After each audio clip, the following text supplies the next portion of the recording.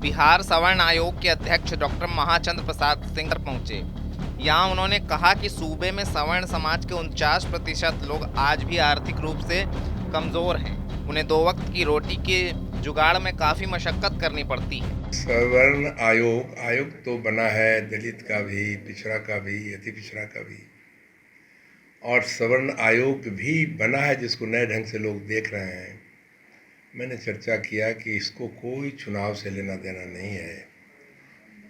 इस समाज को भी विकसित करने के लिए इन्होंने एक सोच बनाई है और जिस पर नज़र इस देश के प्रधानमंत्री जी का भी रहा है। मैं इतना आगे बढ़कर बताऊं कि इस देश में सवर्ण का नाम लेने में पॉलिटिकल आदमी हिचकता था। आज़ादी के बाद पहला प्रधानमंत्री माननीय नरेंद्र मोदी जी निकले जिन्होंने कलेजा तान कर कहा कि सवर्णों में भी गरीब को मदद करेंगे। उन्होंने संविधान का संशोधन किया और आरक्षण की व्यवस्था की।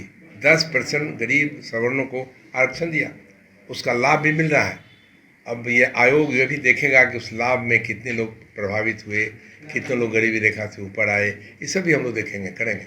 अच्छा, जिस तरह से कांग्रेस लगातार कह रही है कि 10% से ज़्यादा आबादी होगी सवर्णों की और वो बहुजनों का हक मांगते हैं, तो आपको नहीं लगता है कि बहुत सारे सवर्ण भी ऐसे हैं जिनको ज़रूरत है और उनकी ज़रूरतें नहीं पूरी हो पाती हैं, या फिर वो निर्धन है, गरीब है, जो आप बता रहे थे? नहीं, निर्धन गरीब तो मैंने कहा ही। इस समाज में, समर्थ समाज में दोनों पैरामीटर सामने है। एक बहुत धन संपत्ति वाले भी लोग हैं, बहुत लिमिटेड लोग कहते हैं कि बहुत धनाढ्य है, और ऐसे भी हैं नीचे स्तर में जो हमारी आबादी है और आबादी ज़्यादा है। 49% सवर्ण समाज गरीबी रेखा से नीचे है।